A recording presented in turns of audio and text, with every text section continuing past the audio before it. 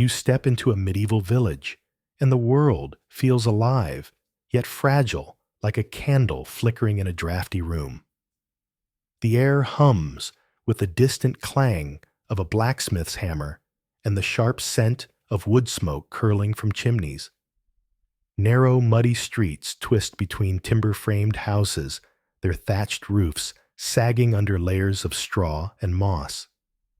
You hear children laughing as they chase a scrawny chicken, while a merchant's voice rises above the din, haggling over a sack of grain. A pig snuffles through a pile of refuse, nearby its grunts, blending with the everyday clamor. But beneath this lively surface, an unspoken truth presses close. Life here is short, and death is your constant shadow. It's a place where surviving childhood feels like a triumph, and reaching old age is a rare, almost mythical feat. Before we go deeper, take a sec to like this if you're enjoying the vibe, and subscribe if you want more. Oh, and drop a comment with your location and local time. I love knowing where you're at while we share this journey. Now dim the lights, maybe switch on a fan for that soft hum, and let's ease into the medieval night together. You walk these streets, and the fragility of life hits you hard. Historians tell us the average life expectancy hovers around 30 to 40 years. A mainstream fact that sounds grim until you realize it's skewed by the countless infants and children who don't make it. Survive past 5, and you might stretch into your 50s or 60s, but that's no promise. Death lingers everywhere, etched into the weary faces you pass, faces scarred by smallpox, hollowed by hunger, or lined by years of toil. The elderly are scarce, and when you spot one hunched and weathered, they seem like relics, wise old oaks standing against the relentless winds of time. You feel the weight of their rarity, a quiet marvel in a world where every day feels borrowed. The houses you pass are cramped, dark, and alive with the mingled smells of sweat smoke and livestock. Families crowd into single rooms, sleeping alongside their goats or chickens for warmth. Sanitation. That's a dream centuries away. You see a woman lean out a window and tip a chamber pot into the street, the contents splashing dangerously close to a man who shouts up at her with a mix of anger and laughter. It's a messy, gritty scene, and you can't help but notice how the mud beneath your feet is a stew of waste and rainwater. The water you drink from the well, the bread you eat, the air you breathe, all of it carries unseen threats. Germs and bacteria, words you won't hear for ages, are your invisible foes, turning a sip or a bite into a roll of the dice. You wander into the marketplace, where the air buzzes with life. Vendors shout over each other, their voices weaving through the smells of fresh-baked bread and the faint rot of vegetables left too long in the sun. A butcher works nearby, his knife slicing through a pig's flesh blood, pooling on the stones and drawing a cloud of flies. A fishmonger waves you over his catch, already turning pungent in the heat. You know food can kill as easily as sustain-spoiled meat, or tainted water claims lives without warning. And when famine strikes, as it often does after a failed harvest, hunger becomes a merciless reaper. You've heard stories of villages hollowed out by starvation, of families facing choices no one should ever make. The loaf you hold rough and speckled with weevils suddenly feels like a small treasure. War casts its own long shadow over this land. You've seen knights ride through their armor, glinting, their banners snapping in the breeze. But their battles leave scars, villages, torched fields, trampled lives snuffed out. Even in quieter times, danger prowls the edges of your world. Bandits haunt the roads, and petty feuds between lords can flare into violence that sweeps you up like chaff in the wind. You carry a dagger at your hip, more habit than hope, and you've learned to eye strangers with a mix of caution and curiosity. It's a place where strength rules, and the weak rarely last long. Then there's disease, the darkest specter of all. Whispers of the plague ripple through the village like a chill wind, the Black Death a name that conjures dread. You've seen the church's grim paintings, skeletons dancing with the living, a reminder that death is never far. Was it really the bubonic plague carried by fleas on rats, or something else entirely? Scholars still debate it, sifting through old bones and older tales, but you don't care about theories. You care about the reality it strikes fast, kills without mercy, and leaves behind mass graves that haunt your sleep. You've passed those pits, seen the twisted bodies piled high, and felt the cold grip of fear. It's a force you can't fight, only flee, and even then, luck decides your fate. Yet life trudges on, stubborn and strange. You don't have time to brood over death when there's work to be done, fields to tend, clothes to stitch, mouths to feed. People here accept their lot with a shrug and a prayer, finding joy where they can. You hear laughter from a tavern, see a couple steal a kiss by the well, watch a child giggle as they splash in a puddle. It's a brutal, beautiful dance, and you're part of it, weaving through each day with a resilience you didn't know you had. The church looms large in this world, its stone walls a beacon of hope and order. You go to Mass not just for your soul, but for the chatter and the comfort of faces you know. The priest stands tall, his voice a steady thread through the chaos, blessing the sick and praying over the dead. Illness, they say, is God's. Will a test, a punishment, a mystery. You've seen people crowd the pews when fever spreads, clutching rosaries, seeking saints' relics, or just spilling their sins in confession. Faith is your shield, your balm, your way to make sense of the senseless. And as the sun sinks low, casting golden light over the village, you feel that pull toward something bigger, something beyond the dirt and the danger. That pull ties us right into what's coming next. You can't help but wonder why sickness takes so many, why cures are so few, why this world feels so helpless against the tides of death. It's a question that drives you and everyone around you toward prayer, toward the church, toward the belief that maybe, just maybe, the divine holds the answers. So stick around, because in section 2, we're diving into how that faith shapes everything, how illness becomes a call to kneel, and how the power of prayer tries to hold back the shadows we've walked through tonight. Sleep tight, and he'll see you there. You step out of the bustling marketplace, where the clamor of vendors and the stench of rotting vegetables fade as you make your way toward the heart of the village. The church stands tall, its stone walls a stark contrast to the timber-framed houses that huddle around it. The spire reaches toward the heavens, a silent plea for divine attention in a world where life feels as fragile as a candle's flame. You push open the heavy wooden door, and the cool air inside wraps around you like a shroud, carrying the scent of incense and the faint murmur of prayers. The chaos of the streets seems distant, now replaced by a solemn stillness that settles over you like a heavy cloak. Inside, the church is a sanctuary, a place where the worries of the world are supposed to melt away. But today, your mind is restless. You've been coughing for days, a dry hacking sound that draws concerned glances from your neighbors.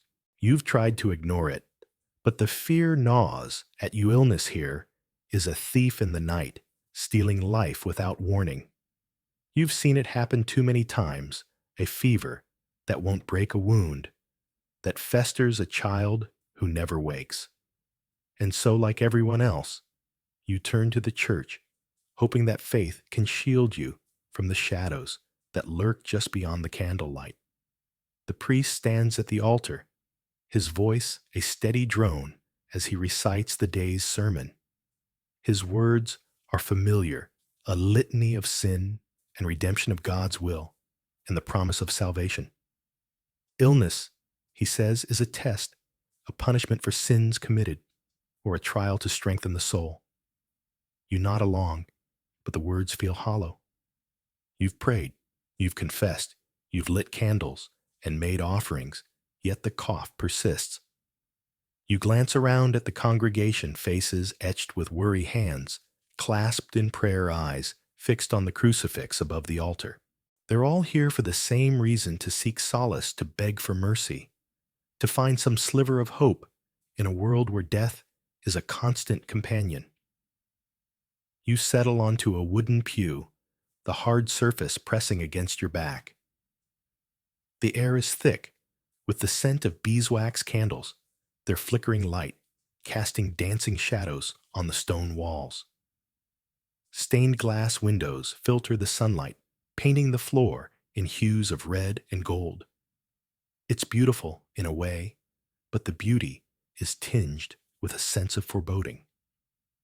You can't shake the feeling that you're sitting in a place where life and death are weighed on a divine scale, and you're not sure which way the balance will tip. The priest's voice rises, and you try to focus on his words. He speaks of saints who endured suffering, of miracles that healed the faithful, of the power of prayer to move mountains. You want to believe it, to feel that surge of faith that others seem to have, but doubt creeps in like a chill draft through a cracked window. If prayer alone could cure diseases, wouldn't everyone be healthy? Wouldn't the graves outside be fewer, the mourners' cries less frequent? You've seen devout men and women struck down by illness, their prayers unanswered, their faith unshaken even in death. It's a paradox you can't quite reconcile. Still, you bow your head and murmur the familiar words, hoping that repetition will somehow make them more effective. Lord, have mercy. Christ, have mercy. The rhythm is soothing, a lullaby for the soul. Around you, others do the same, their voices blending into a soft chorus. For a moment, you feel a sense of unity, a shared burden that makes the weight a little lighter. Maybe that's the true power of prayer. Here, not a magical cure, but a way to connect, to find strength in numbers, to face the unknown together. The sermon shifts, and the priest begins to recount a tale of a local miracle. A farmer struck with a wasting sickness had dragged himself to this very church, clutching a coin to offer at the altar. After days of fervent prayer, he rose weak, but alive, claiming St. Agnes herself had appeared in a dream to heal him.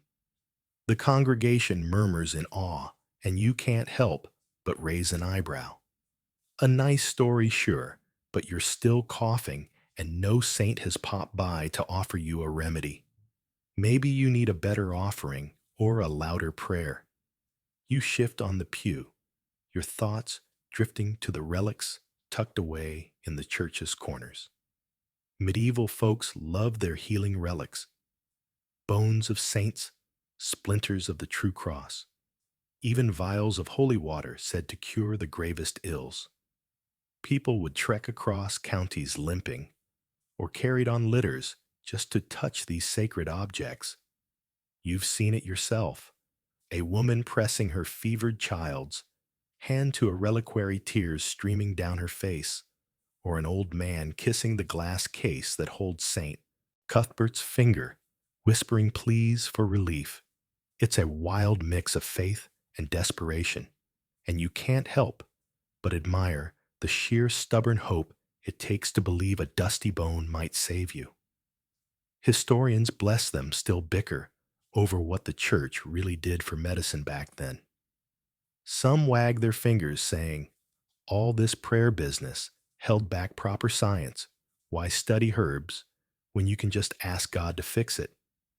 Others point out that monasteries were busy copying medical texts, training physicians, even growing herbs in their gardens.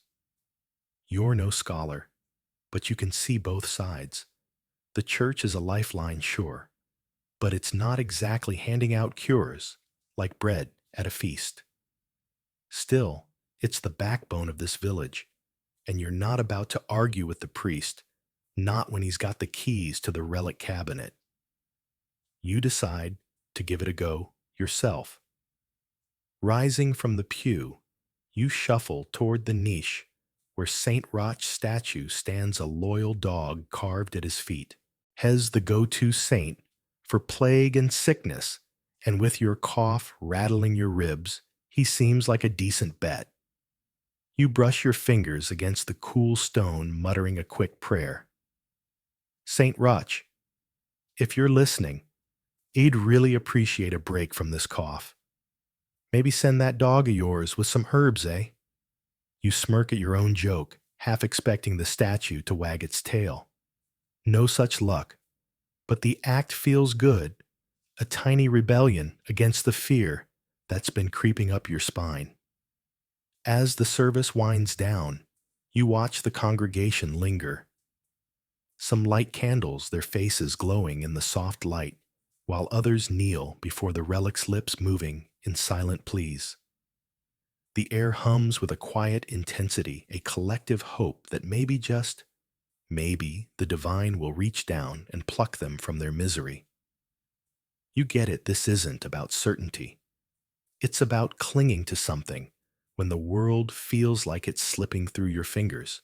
Prayer might not stitch up a wound or break a fever, but it's a warm blanket for the soul, and that's no small thing.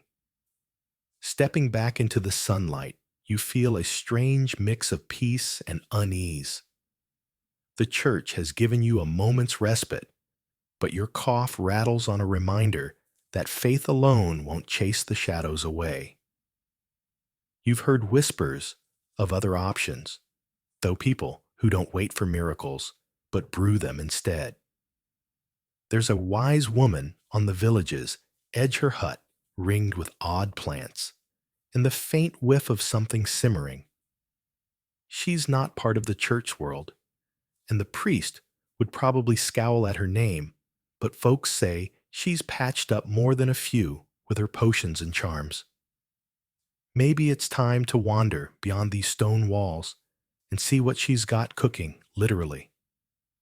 For now, though, you linger in the church's shadow where faith and fear dance a slow, uneasy waltz. The priest's words echo in your mind, promising salvation if you just believe hard enough. But as you trudge back toward the village, the muddy streets sucking at your boots, you can't help but wonder, what if there's more to healing than prayers and relics? What if the real magic lies in the hands of those who dare to mix it themselves? That's a tale worth hearing, and lucky for you, it's just around the corner, past the last crooked house, where the air smells of herbs and mystery beckons. You're walking away from the village square, now leaving behind the chatter of merchants and the clang of the blacksmith's hammer. The air turns crisp as you near the outskirts, where the houses thin out and the trees grow thick. A narrow path snakes through the undergrowth, pulling you toward a small hut tucked against a grove of oaks. Smoke drifts lazily from its chimney, carrying the scent of herbs mint perhaps, or something sharper like crushed nettle. The villagers call this place home to a wise woman, a folk healer, whose name is spoken in hushed tones. The church might not approve, but your cough has been gnawing at you for days, and the priest's blessings haven't chased it away. Desperation nudges you forward. The hut comes into view, its walls a patchwork of wattle and daub, its roof thatched with straw that's seen better days. Bundles of dried plants sway gently from the eaves, their leaves crackling in the breeze. A soft light spills through the gaps in the wooden door, and you hear the faint thump thump of a pestle grinding against a mortar. You pause, feeling the weight of superstition and curiosity tug at you. With a raspy breath, you knock. The door swings open, revealing a figure framed by the firelight within. The wise woman is older than you imagined her face, etched with lines that tell stories of long winters. Her hair is a wild cascade of silver and black, and her hand-stained green and brown from her craft move with a quiet confidence. Another soul seeking a remedy. She asks her voice, low and gravelly, tinged with amusement. You nod, and she gestures you inside with a flick of her wrist. Step into her world, and you're hit with a wave of sensations. The air is thick with the earthy perfume of sage thyme and something muskier dried mushrooms maybe, or the tang of animal fat. Shelves teeter under the weight of jars filled with powders and roots, while a cauldron simmers over the hearth, its contents a murky green. Charms dangle from the ceiling feathers, tied with twine bones, etched with symbols you don't recognize. It's a cluttered, cozy chaos, a place where the practical and the mystical tangle like vines.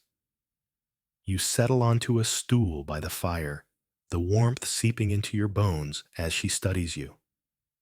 She tilts her head, listening to the rattle in your chest. A stubborn cough, she mutters, already reaching for a jar. Her fingers scoop out a mix of dried leaves coltsfoot and horehound, she says good for the lungs. Steep this in hot water, drink it morning, noon, and night, she instructs, pressing the bundle into your hands. It's simple, grounded in the kind of knowledge that's been handed down through generations of women like her women who couldn't read, but knew the secrets of every plant in the forest. But she doesn't stop there. She turns to her workbench, pulling out stranger things, a dried bat wing, a vial of murky liquid she calls toad spittle, a pinch of powdered root that smells like damp earth. You blink, and she catches your look, letting out a dry chuckle. Not everything comes from the garden, dear, she says with a sly grin. Some cures need a little nudge from the unseen.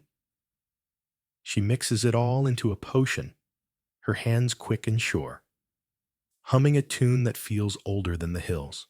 You're not sure if it's magic or just theater, but there's a rhythm to it that soothes you like a lullaby. These healers were the backbone of medieval villages, especially for folks like you who couldn't afford a fancy physician. They learned their trade orally, mother to daughter, relying on memory and a sharp eye for nature's gifts. Some of their fixes worked wonder sherbal teas to ease breathing salves to soothe burns. But superstition was their shadow trailing behind every remedy. She glances at the moon through a crack in the wall, muttering about its waxing phase before adding a final dash to the brew. It's a dance of science and story, and you're caught in the middle. Scholars still bicker over what these wise women really meant to history. Some call them the first pharmacists, piecing together cures through grit and guesswork, their knowledge a rough draft of modern medicine. Others scoff, labeling them tricksters or worse witches peddling nonsense to the gullible. The truth, it's a muddy mix of both. You watch her now, her movements a blend of care and showmanship, and you think maybe that's the point. In a world where hope is scarce, a little flair might be as healing as the herbs. She hands you a vial, her eyes glinting. Drink this at midnight, under the moon, she says, teaching you a string of odd words to whisper as you do. You nod, half convinced you'll forget them by nightfall. It's quirky, this mix of potion and ritual, but it's comforting too, a reminder that healing here is as much about faith as it is about the body. Believe in it, she adds, tapping her temple. That's half the trick. You smile, wondering how many others have left this hut clutching the same hope. Not all her kind were so gentle, though. You've heard tales of healers who crossed lines brewing poisons instead of cures, their knowledge a double-edged blade. She seems to catch your flicker of doubt. No fear, she says, tossing you a pouch of herbs. This one's tame. Keep it from the priest, thou'd faint at the sight. You laugh, picturing his stern face crumpling, and the tension eases. Before you go, she offers plain advice. Rest, stay warm, skip the alehouse. It's the kind of wisdom that doesn't need a spell. And it strikes you that these women were more than mystics, they were the village's caretakers, stitching lives together with threadbare tools. You slip her a few coins, gratitude warming your chest, and step back into the dusk. The walk home feels lighter, the cough still there, but less insistent. Maybe it's her brew, or maybe it's the comfort of her attention. Either way, it lingers in your mind, the hut, the herbs, the quiet power of her presence.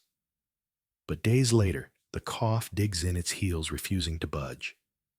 Her remedies soften it, but they don't banish it. Word reaches you of a physician in the next town, a man of books and ancient learning steeped in the words of Galen and Hippocrates. You're intrigued. What might his methods hold so different from this world of roots and whispers? With her potions tucked in your bag, you set off eager to see where this next thread of medieval medicine leads. You're leaving the village behind now, the wise woman's hut fading into the trees as you set off for the nearby town. The path is well worn, winding through fields where sheep graze lazily, and the air smells of damp earth. Your cough still clings to you, a stubborn companion, but there's a flicker of hope as you trudge toward the town gates. Word has reached you of a physician there, a man of learning who studied at one of those grand universities, Salerno perhaps, or Bologna.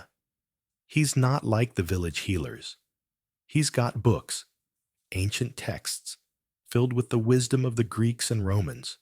Maybe, just maybe hell, have the answer that's eluded you so far.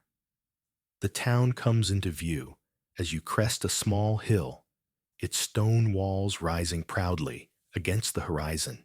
It's larger than your village, with cobbled streets and houses stacked like crooked teeth. You pass through the gates, nodding to the guards who barely glance your way, and make your way to the marketplace. There, amid the bustle of traders and the scent of fresh bread, you spot the physician's sign, a wooden board, painted with a mortar and pestle swinging gently in the breeze. His office is tucked between a tavern and a cloth merchant, its door slightly ajar, inviting you in. You step inside, and the air shifts. It's warmer here, the smell of old parchment and dried herbs, mingling with the faint crackle of a fire in the hearth. Shelves line the walls, groaning under the weight of leather-bound books, their spines cracked and faded. A desk sits in the corner, cluttered with quills, ink pots, and a half-unrolled scroll. The physician himself is bent over it, his brow furrowed as he squints at the tiny script. He's older than you expected, with a neatly trimmed beard and spectacles perched on his nose. His robes are a deep burgundy, a sign of his status, though they're a bit threadbare at the cuffs.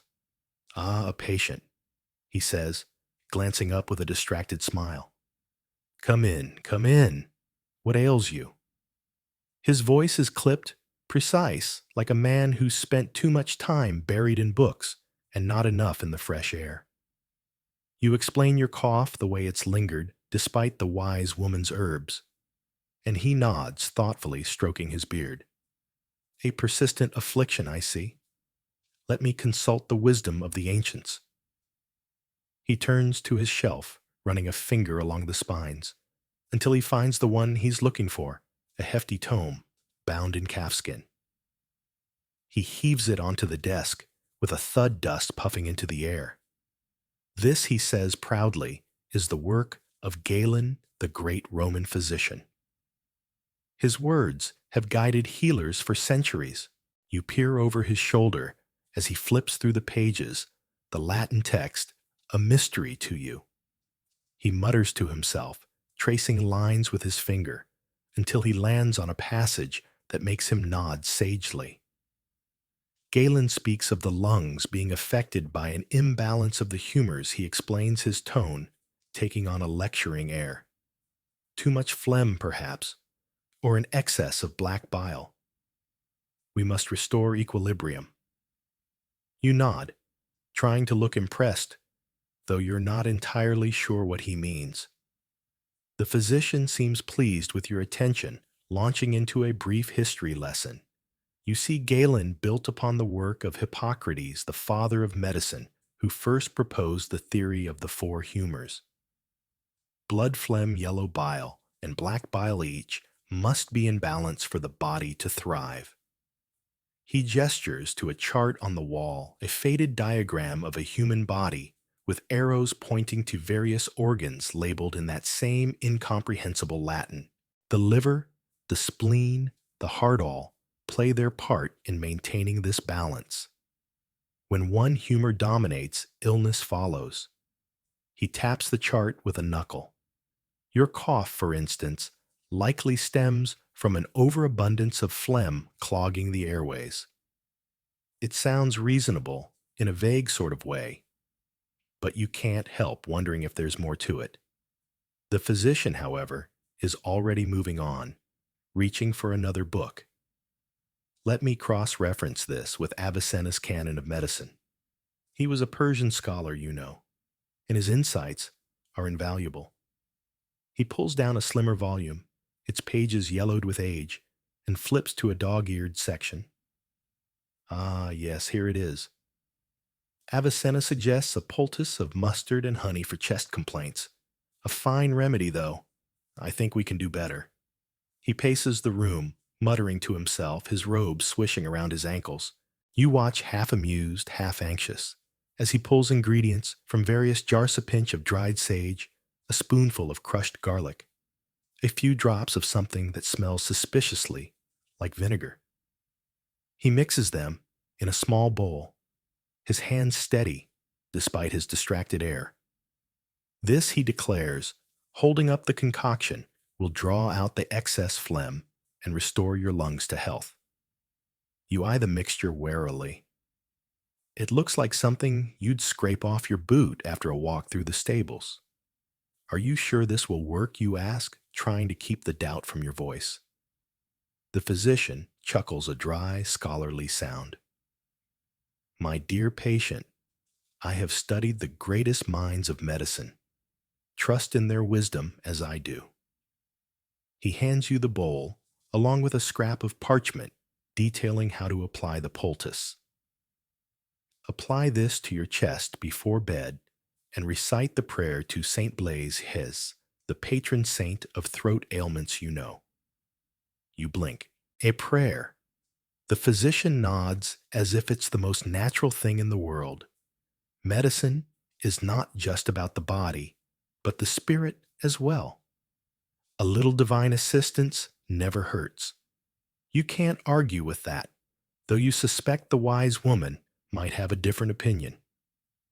Still, you tuck the parchment into your pocket, grateful for any help you can get. As you prepare to leave, the physician stops you with a raised hand. One more thing, he says, his eyes twinkling behind his spectacles.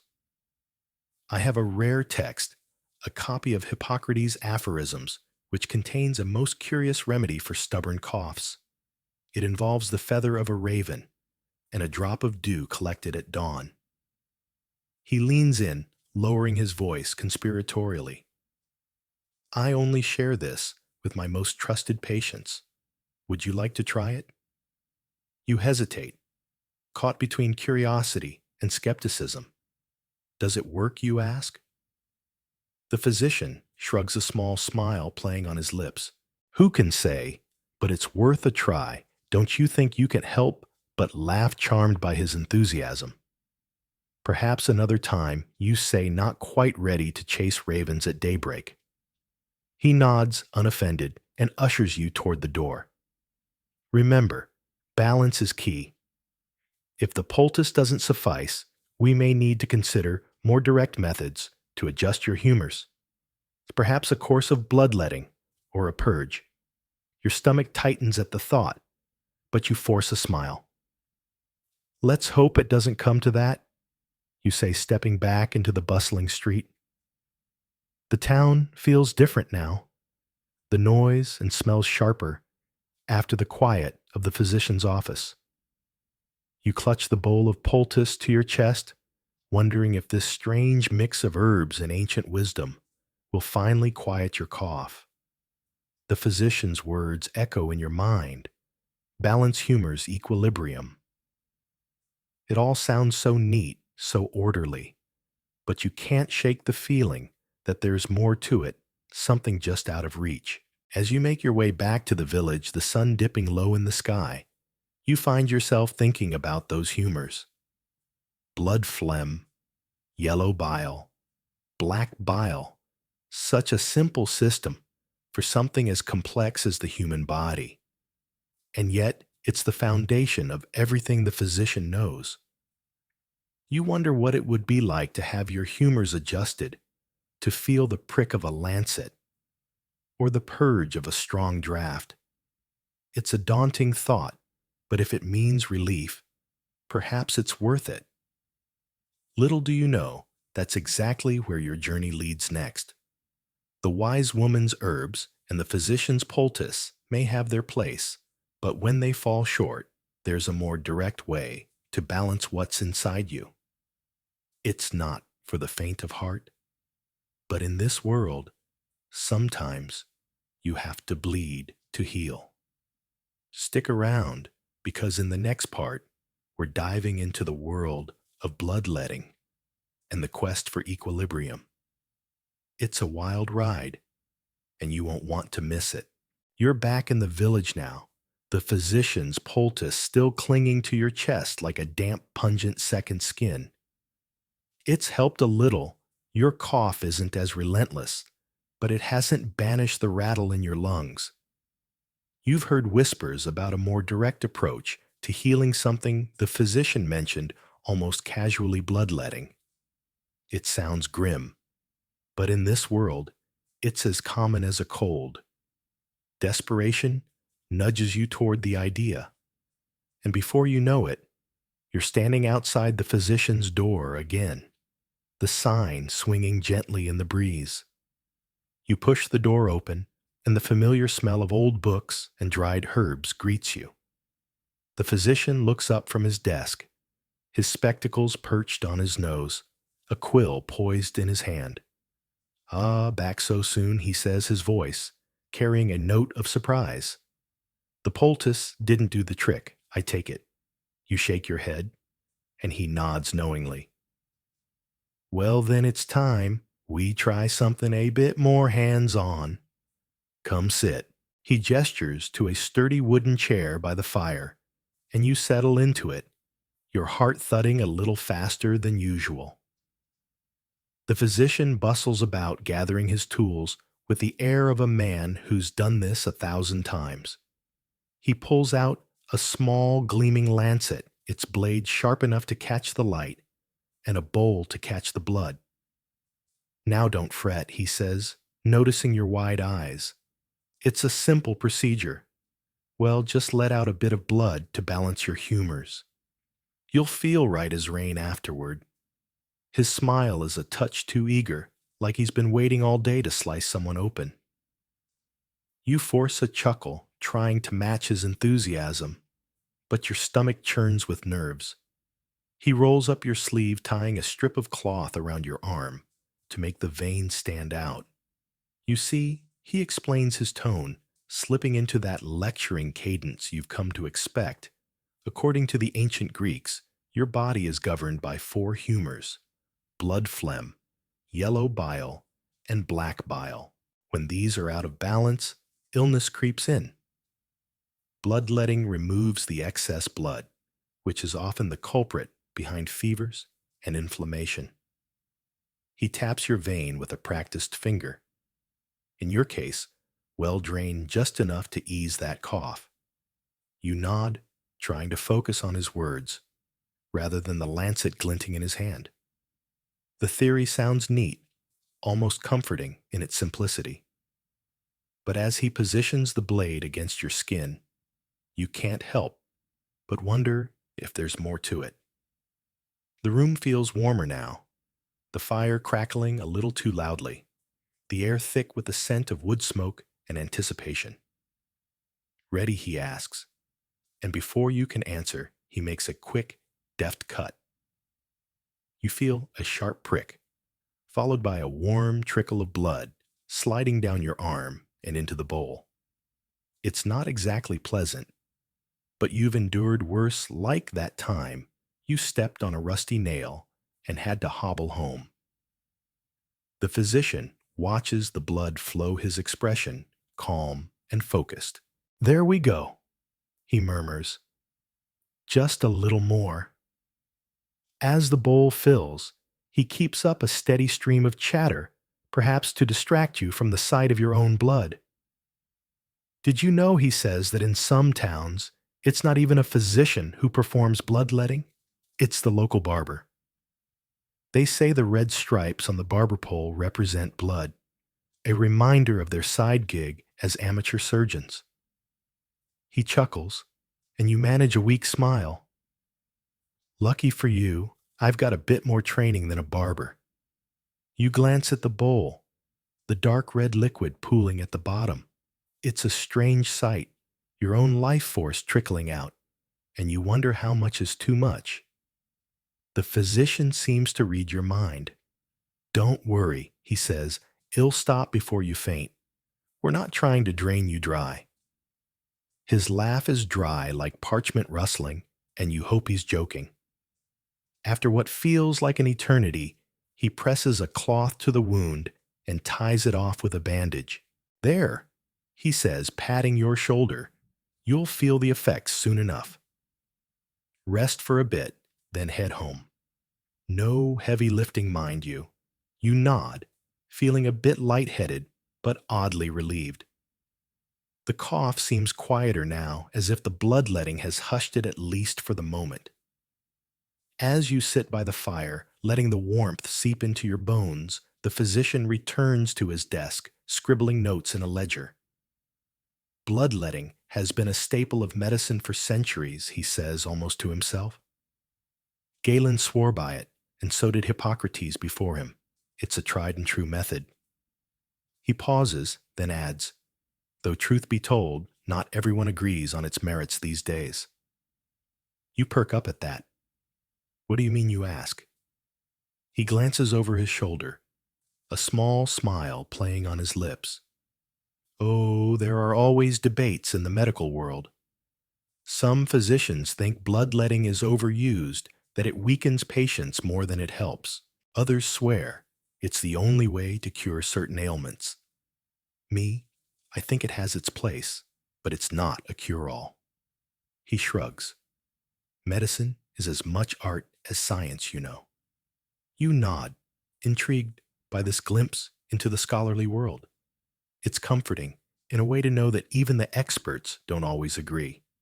It makes the whole process feel a bit less daunting, a bit more human.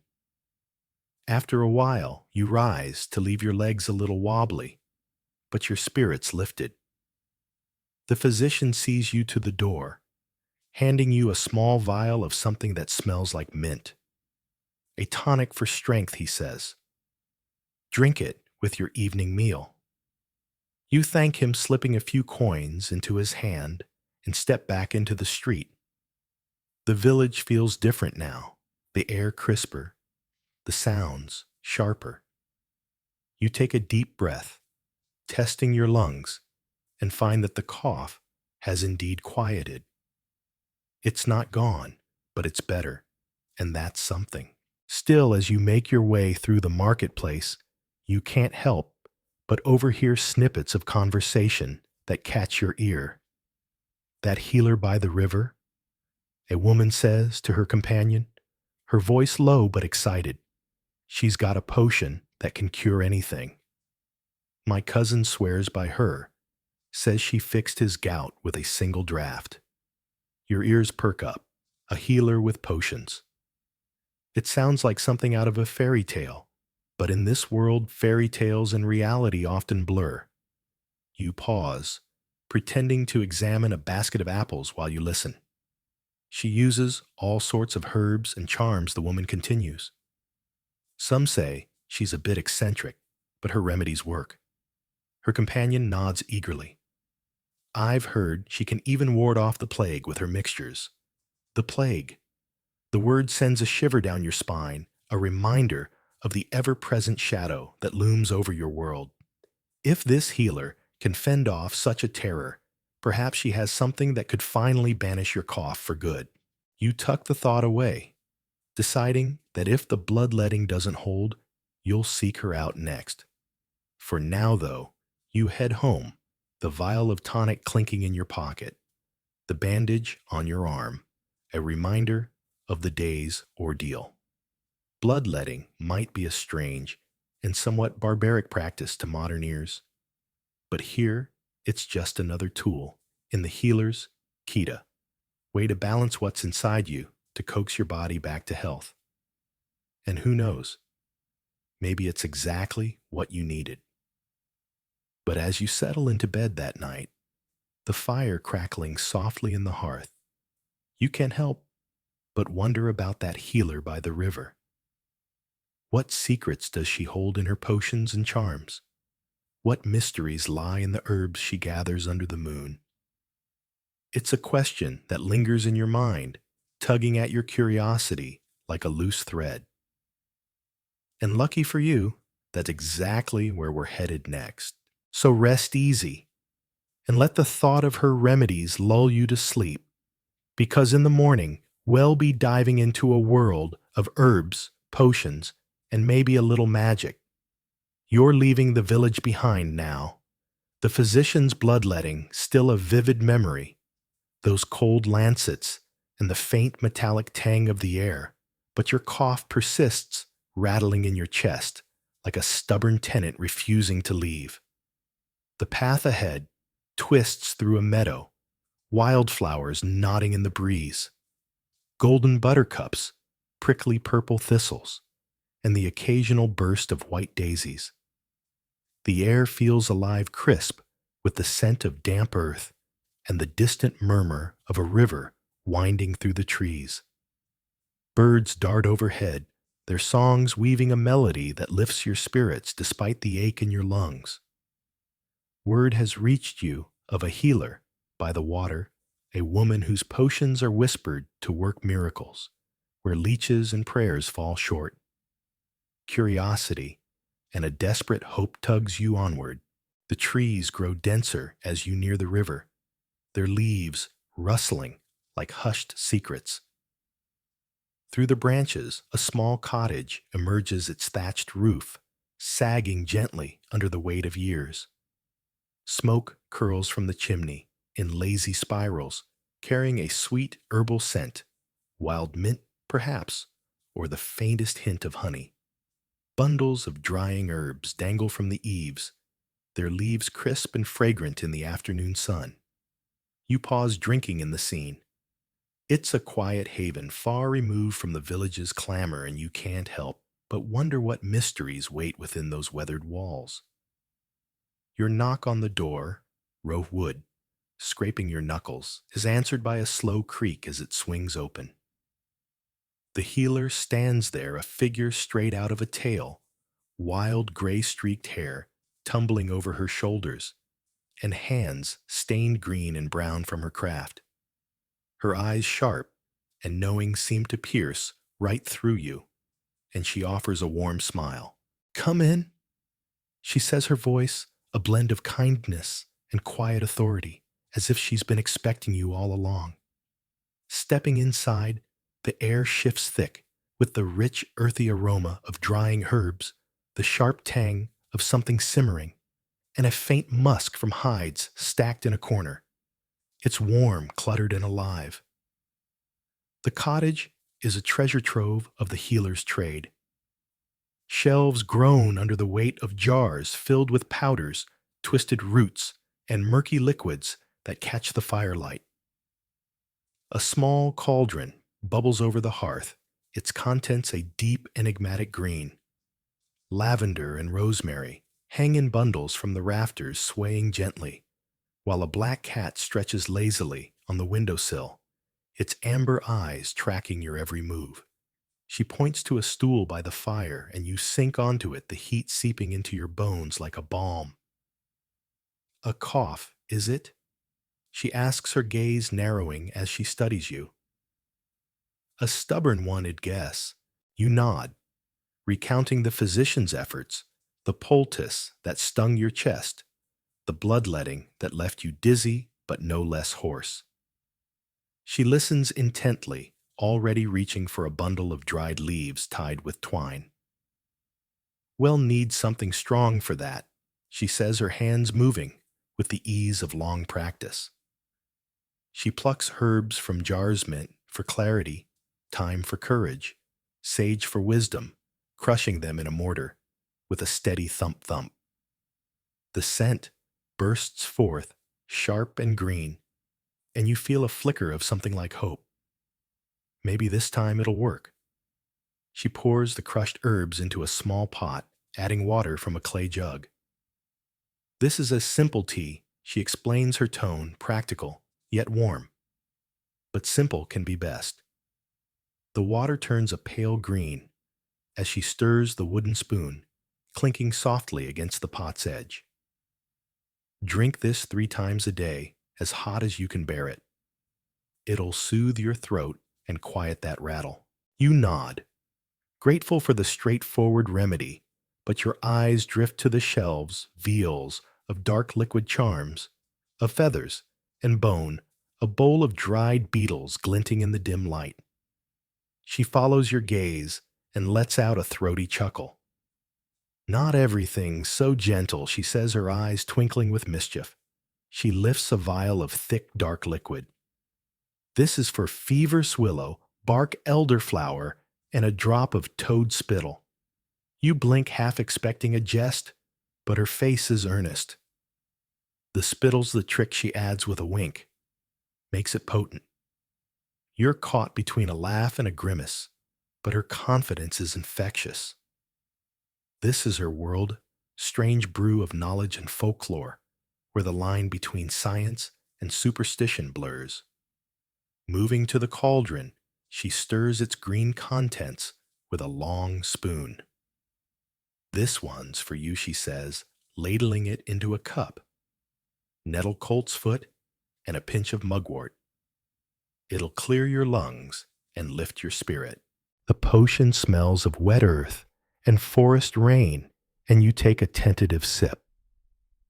It's bitter, with a warmth that spreads through your chest like a slow fire.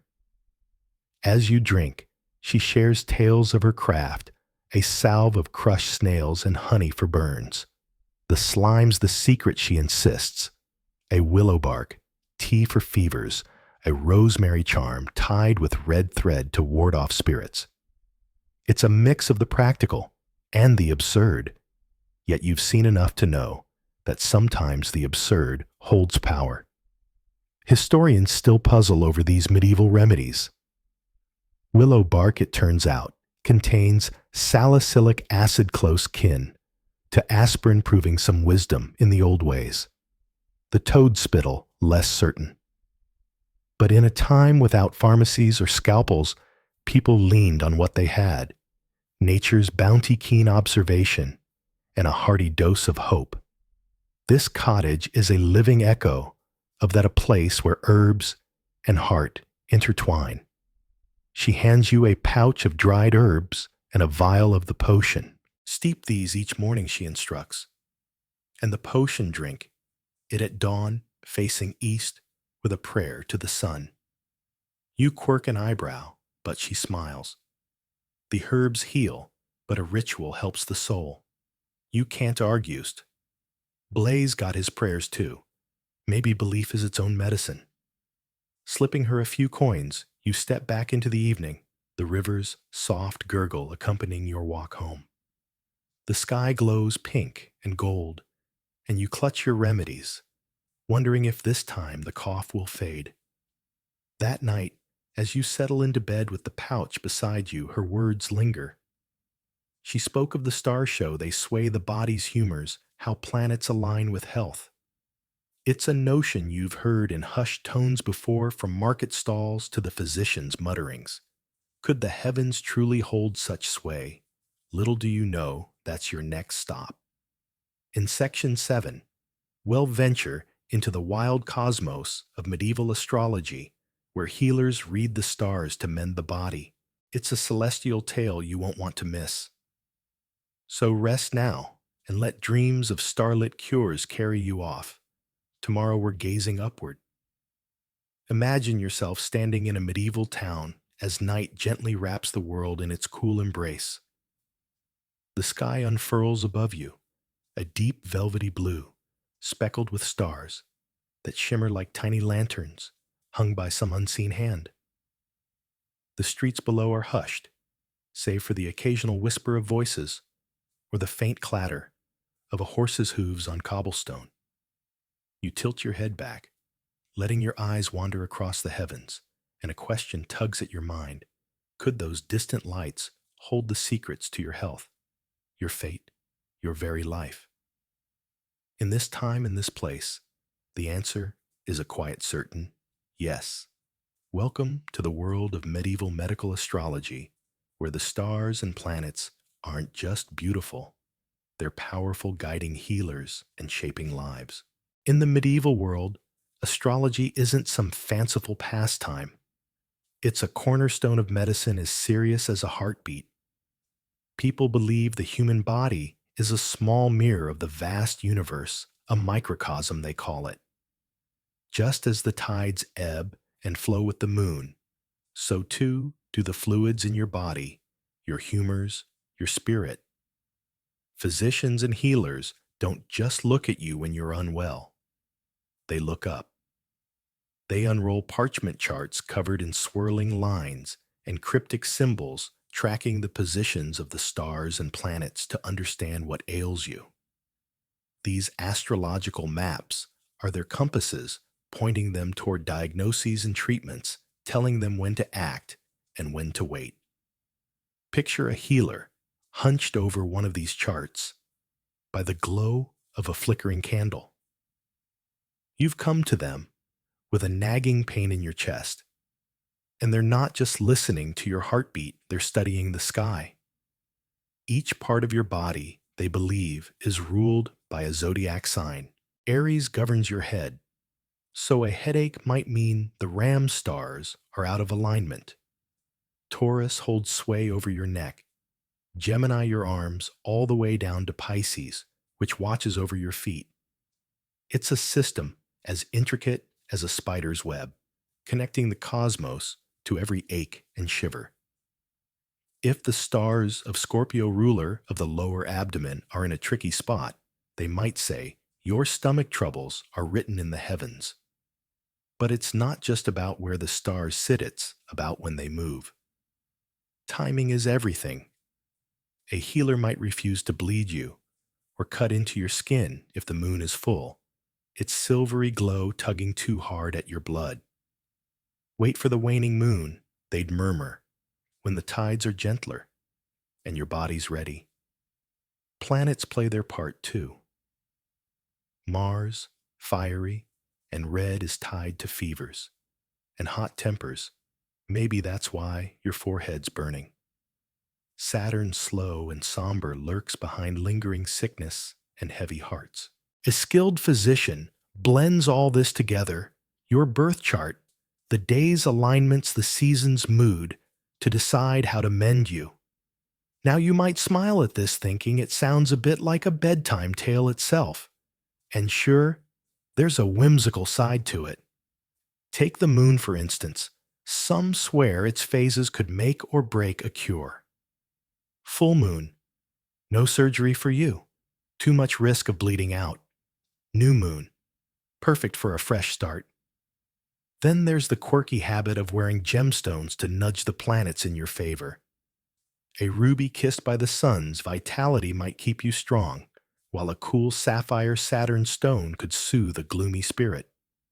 It's medicine mixed with a touch of magic, a dash of hope stitched into every prescription. This isn't fringe nonsense, though not back then. In the great universities of Europe, Paris, Bologna, Oxford, astrology is part of the curriculum taught alongside herbs and leeches. It's a mainstream fact healers need to know the sky as well as they know their knives. Students pore over star charts with the same focus they give to dissecting a text by Hippocrates or Galen. The idea is simple. If the universe is ordered and God made it so, then surely its patterns can guide us toward health. But oh, the oddities that come with it. Ever hear of Egyptian days? These are unlucky days, pegged to the astrological calendar, when no sensible person would dare let a healer near them with a blade or a potion. Check the almanac first, they'd say better safe than sorry. And if you're feeling brave, ask about the doctor who swore a patient's toothache came from Jupiter's grumpy mood, or the one who blamed a rash on Venus being too flirty with Mars. It's enough to make you chuckle as you snuggle deeper into your blankets, picturing these earnest healers squinting at the stars. Still, not everyone buys it. Even in medieval times, there are doubters whispering in the corners of taverns and lecture halls. Does this really work, they wonder, or are we just chasing shadows? Historians today still argue over it was astrology, a stepping stone to real science with its careful charts and observations, or just a superstition dressed up in fancy robes. No one's quite sure, and maybe that's part of its charm. What's clear is this: it mattered. When plague sweeps through, or a fever won't break, the stars offer comfort, a sense that there's a plan up there, even if it's hard to read. As you stand in that quiet town, the night air brushing your cheeks, you might feel a flicker of that same wonder. The stars are so far away, yet they feel close partners in your little life. They don't fix everything, though. Sometimes the charts are murky, the planet's stubborn, and the sickness just won't budge. When that happens, people start looking elsewhere for help, turning from the sky to the street. That's where the barber surgeons come in with their sharp tools and steady hands ready to step in when celestial cures fall short. They're the next chapter in this story, waiting in their shops with razors and bowls, offering a different kind of healing, one that's less about the stars and more about the steel. So as you drift toward sleep, let the stars twinkle above you. Imagine their ancient light spilling down, whispering old secrets. And if the heavens don't hold all the answers tonight, don't worry. There's always the barber surgeon blade gleaming, ready to take up the tale where the planets leave off. You're back in the bustling town, the memory of the healer's cottage by the river still lingering, or potions simmering, the earthy scent of herbs clinging to your cloak. But today, your ailment is different. A toothache that's been gnawing at you for days, sharp and relentless. The townsfolk point you toward the barber surgeon, a man whose name carries a curious weight. A barber and a surgeon. It's an odd pairing, but in this medieval world, he's the one folks turn to when teeth need pulling or blood needs letting. You've heard tales, some comforting, others downright alarming, but with the pain pulsing in your jaw, you're ready to step into his shop. The place sits on a crooked street just off the market square, its wooden sign swaying gently above the door. A red and white striped pole stands out front, catching your eye as you approach. You've seen it before, but never paid it much mind until now. The door creaks open, and you're hit with a wave of smells: rosemary and thyme, sharp vinegar, and a faint metallic whiff that hints at the shop's true purpose.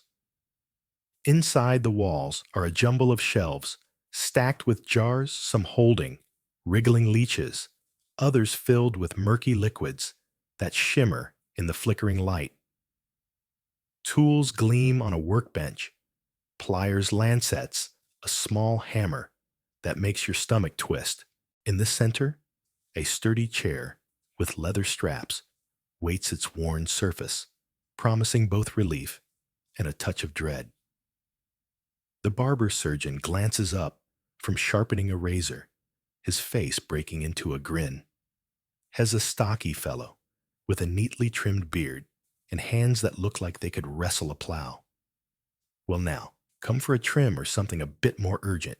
His voice is warm, laced with a teasing edge, and you manage a grimace as you point to your aching tooth. Ah, a troublemaker, is it? Sit yourself down, I've pulled worse.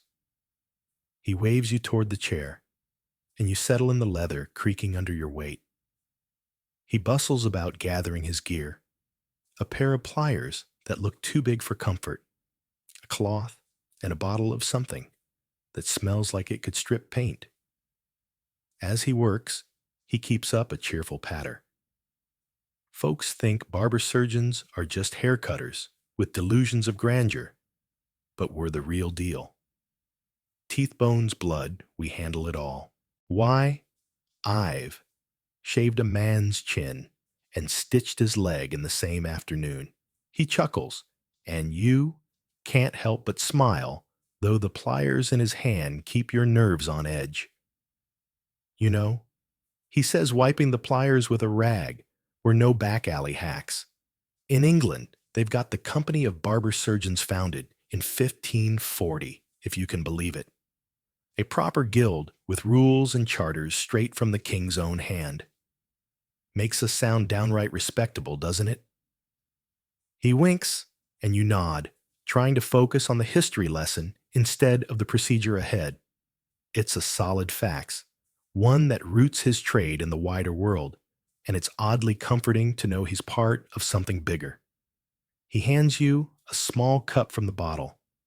Take a swig, it'll dull the sting. You sip, wincing as the fiery liquid burns its way down, but you're grateful for anything that might soften the blow. He straps your arms to the chair, his touch gentle but firm. Just to keep you steady, he explains. Wouldn't want you dancing about mid-pull. You nod, your heart thumping, as he leans in, his breath carrying a hint of soap and mint. Right then. Quick and clean, that's my promise. He grips the pliers, positions them around your tooth, and before you can brace yourself, he tugs. There's a jolt of pain, a sickening crunch, and then it's out. He holds up the culprit, a jagged, yellowed molar grinning like he's just won a prize. There's your villain. Not so tough now, eh? You exhale, relief washing over you as he dabs your gums with a cloth. The ache is gone, replaced by a dull throb you can live with. As you catch your breath, he tosses the tooth into a bowl and wipes his hands. See that pole outside, he says, nodding toward the window. Red for blood, white for bandages. It's how we let folks know we're more than barbersa, little trick of the trade. He laughs, and you glance at the striped pole, its colors suddenly vivid against the gray street. It's a quirky tidbit, a slice of everyday life that makes you smile despite the lingering taste of that awful drink. He sits across from you, polishing his pliers as you rest. Bloodletting's another specialty of ours, he muses. Some swear by it, say it balances the humors, clears the head. Others reckon it's a load of rot, that it just leaves you weak. Me, I've seen it work wonders, and I've seen it flop. Depends on the patient, I suppose. He shrugs, practical as ever, and you're struck by the uncertainty of it all. Even now, scholars debate. Some argue it might have helped in rare cases like easing a fever, while others call it a medieval folly that did more harm than good. Here, though it's just part of the job, a gamble taken with a steady hand. You ease out of the chair legs, shaky, but spirits high. He hands you a pouch of herbs chew. These, if it flares up again, and you press a few coins into his palm. Stepping outside, the air feels crisp, the town alive with the clatter of carts and the chatter of vendors. Your jaws tender, but the relief is worth it. You're almost home when you overhear a snippet that stops you cold. They say it's hit the next village. A woman mutters, her voice tight with fear. The plague-black sores dead in days. Pray it stays away. Her friend crosses herself, eyes wide. God help us if it spreads. The word plague lands like a stone in your gut. You've heard the rumors, felt the dread that ripples through every crowd when it's mentioned. Your toothache seems trivial now, a fleeting annoyance in a world where something far darker looms. What happens when illness isn't just a bad tooth or a stubborn cough, but a shadow that swallows whole towns? That's where we're headed next. In Section 9, we'll step into the chilling realm of plagues and pestilence where fear reigns and survival hangs by a thread. It's a grim tale, but one that reveals the heart of this medieval world. For now, savor the quiet of this moment. Let the day's small victory lull you to sleep, because tomorrow we face the Black Death itself. Imagine yourself strolling through a medieval town, but it's not the lively place you might expect. The air hangs heavy thick with an unnatural stillness that presses against your ears. The market square, once buzzing with vendors, hawking their wares, and the clatter of cartwheels, is now a ghost of itself. Shadowy figures drift by their faces, half hidden behind cloths, tied over their mouths and noses, as if that thin barrier could keep death at bay. The smell is inescapable.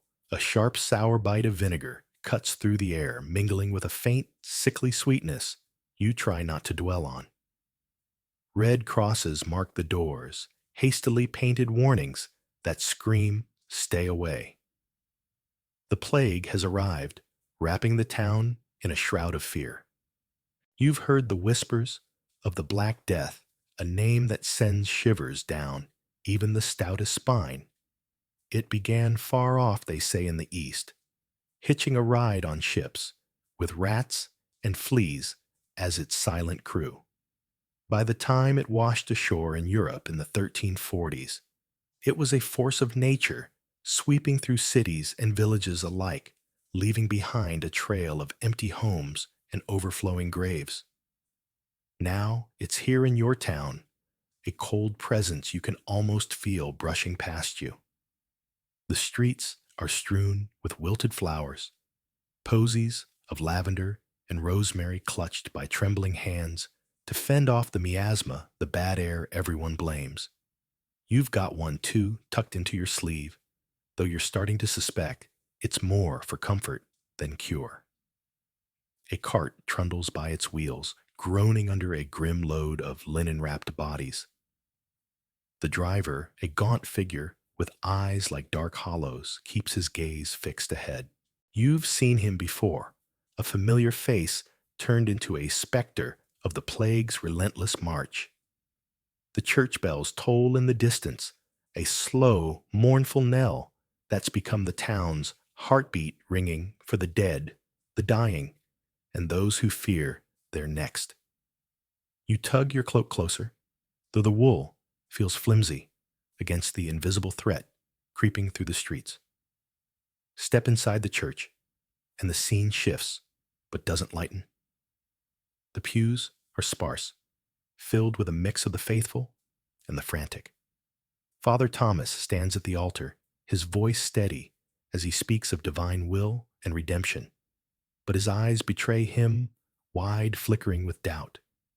You've known him forever, a pillar of calm through baptisms and harvest blessings, but now he looks fragile, worn thin by endless last rites. His hands shake as he offers a blessing, and you wonder if he's clinging to faith as tightly as you're clutching that posy. Outside in the churchyard, the gravedigger John pauses to wipe his brow. Never thought I'd have so much work, he grumbles, leaning on his shovel. Used to be a wedding or two to lighten the load. Now it's just this. He waves at the fresh mounds of earth, each topped with a rough wooden cross. You nod, words failing you. The plague doesn't leave room for chit-chat. Everyone's got a theory about what's causing it. The priests call it God's wrath, a scourge for humanity's sins. Scholars point to the stars, muttering about planets misaligned. Physicians insist it's miasma, poisonous vapors seeping from the ground. And then there are the wilder tales, poisoned wells, witches' secret plots by shadowy foes. No one knows. And that's the terror of it, an enemy you can't see, striking at random, turning friends into strangers overnight. The signs of the sickness are the stuff of nightmares. It starts with a fever hot and relentless, followed by those dreadful swellings, buboes they call them, black and grotesque, under the arms or in the groin. Some cough blood, their skin blooming with dark, ominous spots. Death swoops in fast sometimes, in mere hours, snatching away the healthy and the frail alike. You've seen it in the faces of passers-by, pale, stumbling eyes, sunken with exhaustion, and you look away, grateful it's not someone you love, at least not yet. But there's a peculiar humor in the madness if you squint hard enough. People dangle garlic around their necks, like talismans, swearing it keeps the plague at bay. Others tote bags of herbs, or believe it or not, spiders convinced their venom is some kind of antidote. You once spotted a man with a live toad strapped to his chest, proclaiming it his savior. It's absurd, almost laughable, until you realize how desperate they are. There are even flagellants roaming the countryside, whipping themselves bloody to appease God's anger. They haven't reached your town yet, and you're thankful for that small mercy. The physicians try their best, but it's a grim comedy of errors. They strut about in those eerie beak masks stuffed with herbs to purify the air, looking like giant sinister birds. They bleed their patients, purge them, anything to balance the humors, but it's like mopping the floor in a rainstorm. Dr. Anselm, a local healer with kind eyes and weary hands, confides in you one evening. It's the rats, he whispers, glancing at the shadows where they scurry. They're the key, but there's more, something in the air, the water, the earth itself. He shakes his head, defeated. We're battling a phantom. The plague's reach goes beyond the body. Trade has dried up, merchants too terrified to travel. Fields stand abandoned, their workers gone or hiding, and the price of bread has climbed so high you'd think it was made of gold. Famine looms, a cruel encore to the sickness. Yet life stumbles forward. People wed, babies are born. Laughter still flickers in quiet corners. Hope's a tenacious thing, even now.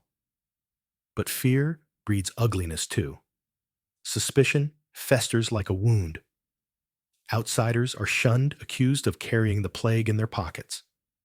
Jews, travelers, anyone different, their scapegoats, sometimes targets of violence. You've heard of riots in other towns, mobs lashing out in blind panic, and you pray that poison doesn't spread here. As dusk falls, painting the cobblestones with long shadows, you head home, the posy still in hand. How did it come to this? The town's filth, the narrow streets, the refuse rotting in the gutters, the rats feasting on it, all seems like an invitation to disaster. Maybe if things were cleaner, if people understood more, this could have been stopped. It's a fleeting thought, one you tuck away as you quicken your pace. For now, the plague rages on, a tempest you're caught in. But storms end, and survival glimmers on the horizon. In the next section, we'll plunge into the muck of medieval life, where filth and disease were old friends, and where people first began to push back against the unseen foes lurking in their world. It's a story of grime and grit, but also of grit and guts, the slow, messy birth of understanding. So tuck in for the night and let the darkness take you. Tomorrow, we'll wade through the mire together. Picture yourself trudging through a medieval town, your boots squelching in the thick, sticky mud of a narrow street. The air hits you like a wall of pungent mix of rotting food, animal dung, and something far worse, the open sewers that snake alongside the houses, gurgling with waste. A pig waddles by snout, deep in a pile of refuse, while overhead, a woman leans out her window and tips a chamber pot into the street, lucky you it misses by inches. You wrinkle your nose, but here this is just another day. As you shuffle along, you pass a butcher's shop, blood and offal oozing into the gutter, flies buzzing greedily around a heap of spoiled vegetables. A dog gnaws on a discarded bone, and the houses loom close, their upper stories nearly kissing, casting the street into a damp, eternal twilight. Laundry dangles from windows, dripping onto the muck below, while a gaggle of children splash in the filth, their laughter the only bright note in this grimy symphony. In this world, cleanliness isn't just next to godliness, it's a distant dream. There's no proper sanitation, so waste festers where it falls, a banquet for bacteria and viruses. Water's no savior either. The town well offers a murky brew, often laced with whatever seeps into the ground from the streets above. Some wise souls boil it, but most gulp it down raw, rolling the dice with every sip. The river, it's a catch-all laundry waste, and sometimes a makeshift toilet. It's a miracle anyone makes it past childhood. People live crammed into dark, smoky hovels, sharing straw beds with family friends, or even a stranger who paid a penny for the night. Bathing's a rare treat, water's scarce, soap's a luxury, and who has time for that anyway? Clothes cling to bodies until they fray, and lice set up camp, constant companions in this itchy existence. And oh, the diseases that thrive here. Cholera swoops in like a vengeful spirit, unleashing violent vomiting and diarrhea that can steal a life before the sun sets. Dysentery drags its victims down more slowly, a relentless misery that turns guts to liquid. Typhoid fever cooks you from the inside, fevers spiking, and minds wandering into delirium. Leprosy, though less common, is a creeping horror, eating away at flesh and banishing you to the edges of society. And then there's the plague, the Black Death itself, its calling cards, those swollen, painful buboes, and blackened skin spread by fleas, hitching rides on the rats that skitter through the muck. When it strikes, the town clamps shut. Guards bar the gates, and the sick are sealed in their homes, doors painted with red crosses, left to fate's mercy. Families fracture, neighbors turn away, and fear becomes as thick as the stench. Towns try to fight back, bless their hearts. Some dig crude sewers, or scribble rules about where to toss your trash, but good luck enforcing that. Most folks lean on superstition, burning herbs or clutching posies, to fend off the miasma, the bad air. There sure is to blame. It's a sweet notion, but about as useful as a leaky bucket in a flood. You will spot people strolling around with flowers stuffed in their pockets, looking like they're headed to the world's smelliest wedding. Their cures are a wild parade of desperation, swigging vinegar, draping garlic around their necks, like some vampire-repelling fashion statement, even lining up for miles to get a royal pat on the head. The so-called king's touch, said to cure scrofula, that nasty skin disease. Others pin their hopes on amulets etched with gibberish, or a rabbit's foot dangling from their belt. It's enough to make you chuckle if it weren't so heartbreaking. The real culprits they're scurrying underfoot. Rats infest every corner, nesting in thatched roofs and gorging on garbage piles. Fleas and lice leap from host to host, ferrying disease like tiny hopping couriers. It's a vicious, filthy cycle, and no one's got a clue. The poor bear, the worst of it, packed into the grimmiest slums near tanneries and slaughterhouses, where the air's so thick you can taste it. Their homes are drafty shacks with dirt floors, disease stalking every shadow. The wealthy fare better retreating to airy manors, with servants to whisk away their messes, but even they're not safe. A servant's muddy boots, or a rat slipping through a crack, can bring the outside in, and plague doesn't care about your title or your gold. Take old Widow Margaret, a frail soul in a crumbling cottage at town's edge. When fever grips her neighbors, drop off broth and bread, but linger at the threshold, eyes darting with fear. The local healer, a stooped woman with a sack of herbs, shuffles in, brewing a tea of willow bark and elderflower. She murmurs kind words, but Margaret's too far gone. The sickness has sunk its teeth deep. By morning, she's slipped away, another quiet casualty of the unseen foes lurking in the filth. No one knows that a simple wash of hands or a boiled pot of water could turn the tide. Instead, they blame the stars or God's wrath and double down on prayers and incense, a tragic dance of ignorance. Picture a market day to see it all in motion. The square hums with life stalls, hawk bread wool, and bleeding livestock, while vendors bellow over the din. The air's a stew of unwashed bodies, animal droppings, and the sharp tang of cheese gone ripe. Kids weave through the crowd, dodging manure piles with practiced ease, their bare feet black with grime. It's a raucous, vibrant mess, but beneath the cheer, the filth festers, a silent promise of sickness to come. When it strikes, the doctors are no help, bleeding you dry, to balance the humors, or dosing you with potions of ground-up roots and questionable bits of beast. It's a coin toss, and the house usually wins. So you slog on through this reeking world boots, heavy with mud, dreaming of a day when clean water flows, and illness doesn't lurk in every shadow. But that's a far-off hope, and wisdom comes at a snail's pace. Yet even now, there are flickers of something bold in the gloom. In hidden corners, brave souls whisper of forbidden quest, spearing beneath the skin, slicing into the dead to chart the body's secrets. They're rebels defying taboos and risking everything for a glimpse of truth. What drives them to such dangerous curiosity?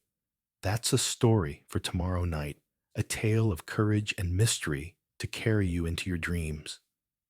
For now, tuck yourself in. Let the echo of their daring soothe you and drift off amidst the muck and marvel of the medieval world. Picture yourself in a medieval village, the kind where the night wraps around you like a heavy cloak. The air hums with the scent of wet straw and the faint tang of a blacksmith's forge cooling in the distance. A lantern flickers nearby, casting wobbly shadows on the cobblestones, and you're restless, your mind buzzing with questions no one seems willing to answer. Why do fevers burn so hot? What's hiding beneath the skin that makes us tick? You've heard rumors, hushed tales of shadowy figures cutting into the dead to steal their secrets. But here in this world of flickering light and whispered fears, such knowledge is forbidden. A treasure guarded by superstition, tradition, and the ever-watchful eye of the Church. The Catholic Church stands at the heart of it all, its spires piercing the sky like a stern reminder of who's in charge. To them, the human body is sacred, a masterpiece crafted by God Himself. Messing with, especially after death, isn't just frowned upon. It's a sin that could cost you everything. Dissection. That's desecration, a one-way ticket to divine disapproval. The dead are meant to lie undisturbed, preserved for the day they rise again. So if you're caught with a blade near a corpse, you're not just breaking rules, you're flirting with eternal consequences.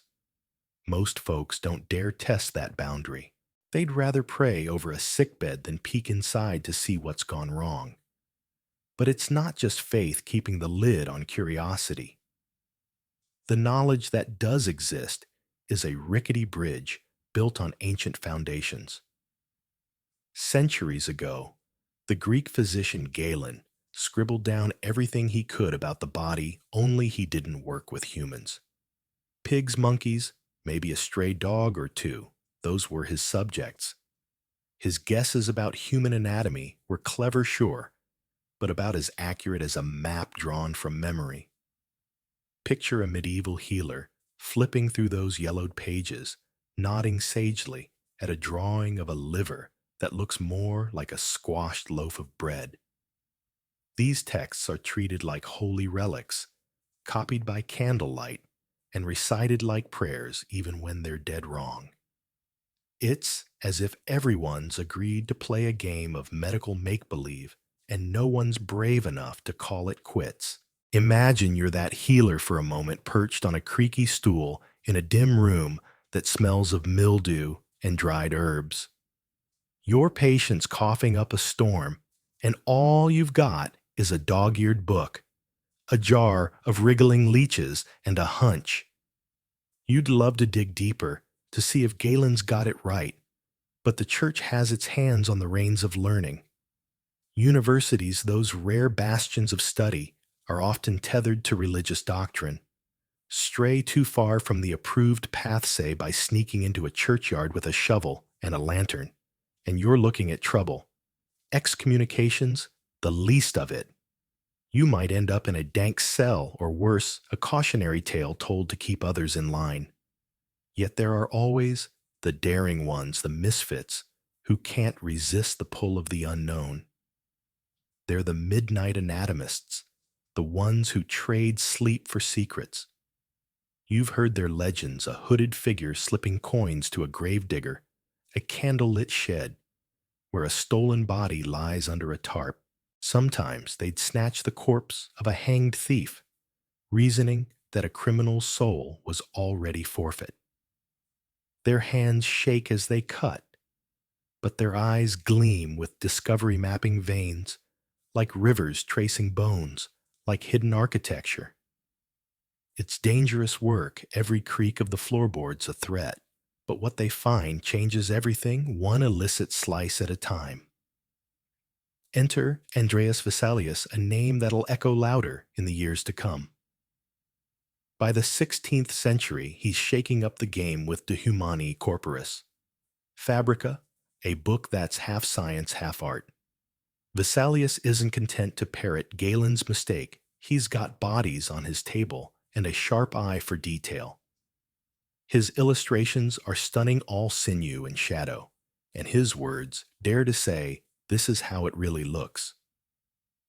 Of course, not everyone's cheering. The old guard, cozy in their traditions, grumble about this upstart proving them wrong. Vesalius walks a tightrope brilliance on one side, backlash on the other, but he's a spark that won't be snuffed out. So why's this all so forbidden? It's a stew of fear, faith, and sticking to the familiar. The body's a puzzle no one's solved, and that scares people. What if you cut too deep and find something you can't unsee? What if God doesn't like it? Better to cling to Galen's half-truths than risk the wrath of heaven or the neighbors. Ignorance feels safe, like a warm blanket, even if it leaves you fumbling when the fever spikes or the wound festers. But the blanket's starting to slip. As the Renaissance creeps closer, curiosity's gaining ground. Artists like Leonardo da Vinci are sketching anatomy with a flair that's almost magical muscles.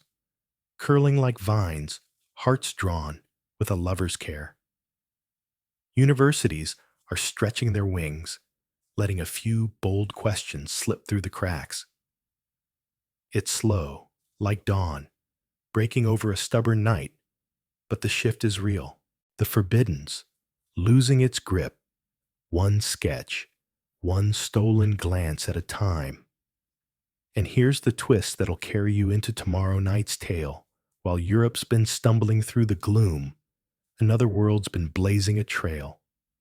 Across the seas, in the golden age of Islam, scholars are guarding ancient wisdom and spinning it into something new.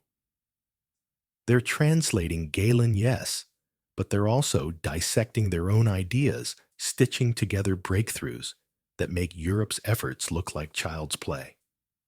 Their libraries hum with life, their hospitals bustle with innovation, and their knowledge is a beacon waiting to spill over borders. So as you drift off, let your dreams wander from these shadowed villages to sunlit cities where medicine's mysteries aren't feared, they're embraced. That's where we'll pick up next time with a story of light and learning that'll make your heart race just a little faster. Picture yourself stepping into a bustling marketplace in medieval Baghdad where the air hums with life. The scent of cumin and saffron drifts from spice stalls, mingling with the sweet aroma of ripe dates stacked in woven baskets. Merchants call out in a dozen languages, their voices weaving a tapestry of sound as they barter over shimmering silks and jars of golden oil.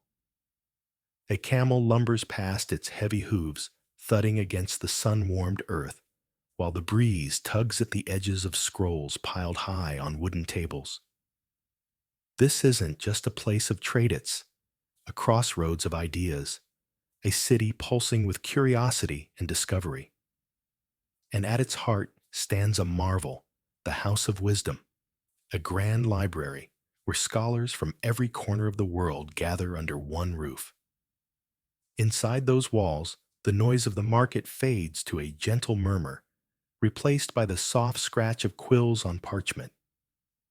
The air is cool and still scented faintly with ink and old leather. Here, men in flowing robes bend over ancient text works by Hippocrates, Galen, and Aristotle, translating them from Greek into Arabic with meticulous care.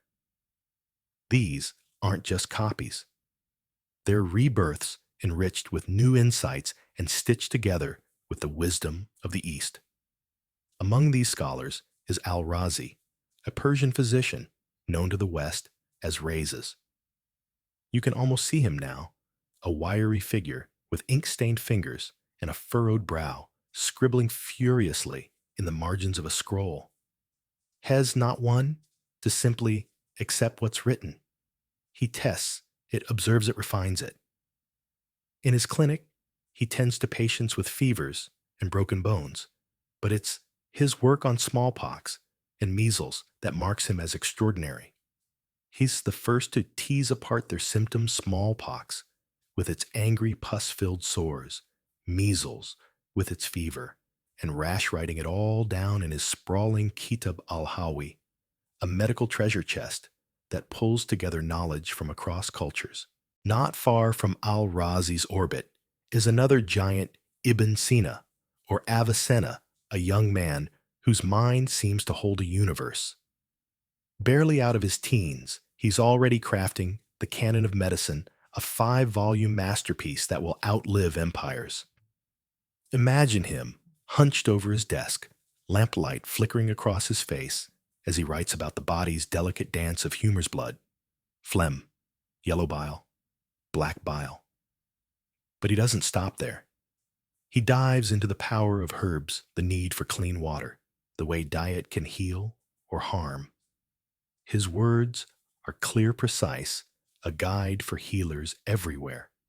Centuries later, this book will be translated into Latin, its pages worn thin by students in European universities, a testament to the brilliance glowing in this distant corner of the world.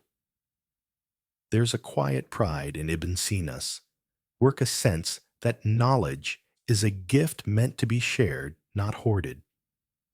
But the Islamic world's genius isn't locked in books alone, it lives in the places where healing happens. Step into one of their hospitals, and you'll find something remarkable. These aren't the dim, chaotic wards you might imagine elsewhere. They're bright and airy, with sunlight streaming through arched windows, the floors swept clean, and the air fresh. Patients rest in separate wards, some for fevers, another for broken limbs, even a quiet space for those whose minds are troubled, where music drifts softly and kind voices offer comfort. Surgeons move with purpose, their tools gleaming and sharp.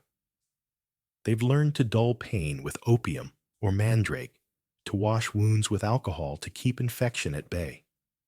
It's a craft honed by necessity and curiosity, a level of care that feels like a warm embrace in a cold world. These hospitals aren't just buildings. They're proof that medicine here is a science and an art woven together with compassion. What makes this era so special isn't just the discoveries, it's the spirit behind them. These scholars know they're part of something bigger, standing on the shoulders of the Greeks, the Persians, the Indians, and adding their own voices to the chorus, and they're generous with it. Through the winding trade routes of silk and spice, their knowledge begins to seep into Europe. The Crusades, for all their clash and clang, open unexpected doors. Soldiers and traders return with stories, and sometimes scrolls tucked into their packs.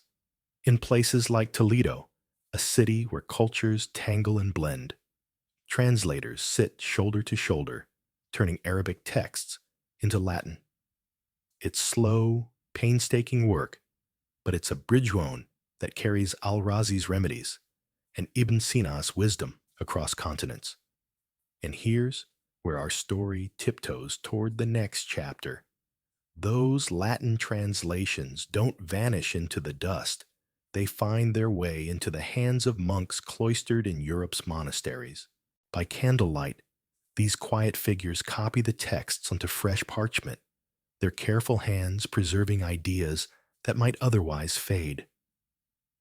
The scrolls from Baghdad become manuscripts in stone-walled scriptoria linking the east to the west in a chain of ink and patience.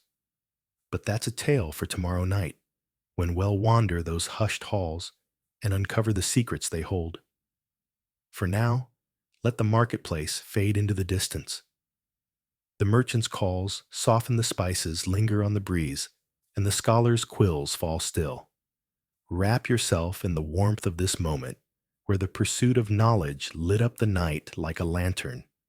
Sleep well, dreamer, knowing that even across centuries there are always those who seek the light. Imagine yourself stepping into a stone-walled room, where the air hums with stillness and the faint musty scent of aging parchment. A lone candle sputters on a wooden desk, its flame casting a golden glow over a monk hunched in concentration. The only sound is the delicate scratch-scratch of a quill gliding across rough parchmenta, sound so steady it's almost hypnotic. This is the scriptorium, the heart of a medieval monastery, where time seems to pause and the past is kept alive through the patient hands of those who call this place home.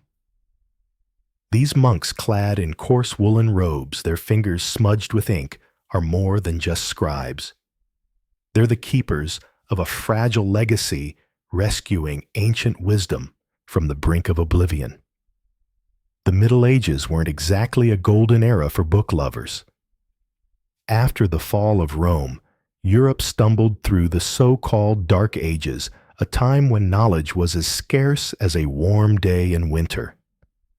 Libraries burned, scrolls rotted, and the brilliant ideas of the Greeks and Romans teetered on the edge of being forgotten. Enter the monks. In their quiet monasteries, tucked away in rolling hills or perched on rocky cliffs, they took up the monumental task of copying manuscripts by hand. They preserved the works of Hippocrates, who taught that health was a balance of humors. Galen, whose anatomical sketches were groundbreaking if not always accurate. And the meticulous translations of Islamic scholars like Avicenna, whose Canon of Medicine was a medieval bestseller. Without these tireless scribes, entire libraries of thought would have vanished, leaving us to reinvent the wheeler, at least the poultice. Picture the scene: it's dusk, and the scriptorium is bathed in the dim flicker of candlelight. The monks sit at slanted desks, their eyes fixed on the curling script before them. They wield quills crafted from goose feathers, dipping them into inky pots brewed from crushed oak galls and a pinch of iron. The parchment beneath their hands is no ordinary papyrus. Animal skin, scraped and stretched until it's smooth enough to hold their careful lettering. Each stroke is deliberate, each page a small eternity. A single manuscript might take months to complete, especially if it's one of those fancy illuminated ones with margins bursting with colorful vines, cheeky little animals, or a saint staring serenely from the corner. It's slow, meticulous work, but the monks don't rush. Patience is their superpower, and in a world of chaos, they're the calm at the center of the storm. But don't think it's all mindless copying. These monks are cleverer than they let on. Take Brother Edmund hunched over a text by Galenus, not just transcribing. He's scribbling tiny notes in the margins. A quick observation here, a cross-reference there. These marginalia are like secret messages from the past, proof that the monks aren't just human photocopiers. They're engaging with the material, puzzling over it, even if they're too humble to admit it. And it's not all Greek and Latin to them. Well, actually, it is Greek and Latin, but they're fluent in both decoding ancient wisdom with the focus of a detective unraveling a mystery. The monastery isn't just a book factory, though. Step outside the scriptorium, and you will find an infirmary where the monks put their preserved knowledge to work. They tend to the sick travelers with fevers, villagers with axe using remedies drawn from the texts they've copied. In the herb garden, rows of lavender sway. In the breeze, chamomile nods sleepily, and willow bark waits to soothe a headache. Brother Thomas, the resident herbalist, is a wiry figure with a twinkle in his eye. He'll tell you Avicenna's writings are a godsend, but he trusts his own nose just as much. The book says one thing, he murmurs, crushing a sprig of mint between his fingers, but the plant tells me another. It's a practical, hands-on approach to medicine, blending ancient theory with real-world tinkering. Life here has its rhythms. After a long day of copying, the monks shuffle to the refectory for a modest supper: bread, a hunk of cheese, maybe a bowl of barley stew. They eat in silence, save for the voice of one brother reading aloud from Scripture, his words weaving through the room like a lullaby. Later, in the cloister garden, they might gather under the stars, the air rich with the scent of thyme, and swap quiet stories or debate a point of doctrine. It's a life of devotion, sure, but there's warmth in it too. Sense of belonging that makes the cold stone walls feel a little less austere. The library is the monastery's crown jewel. Shelves groan under the weight of manuscripts, herbals, with vivid drawings of plants, and their uses, surgical guides detailing how to lance a boil or splint a broken leg, and collections of case studies from physicians long gone. These books are the backbone of medieval medicine, a lifeline to a time when people actually knew a thing or two about healing. The monks guard them fiercely, knowing their value isn't just in the words, but in the promise they hold for the future. Yet for all their reverence, the monks sense a shift in the wind. They've heard rumors from beyond the monastery wall tales of universities springing up in cities like Paris and Bologna, where scholars argue and experiment, daring to question the old texts. It's a strange thought for men who've spent their lives safeguarding the past. They're not inventors, they're preservers. But the world is waking up, and new ideas are bubbling to the surface. The universities promise a different kind of learning, one that's loud, bold, and a little unruly. It's both thrilling and unsettling, like watching a storm gather on the horizon. As you linger in the scriptorium, the candle burns low, its light fading into the shadows.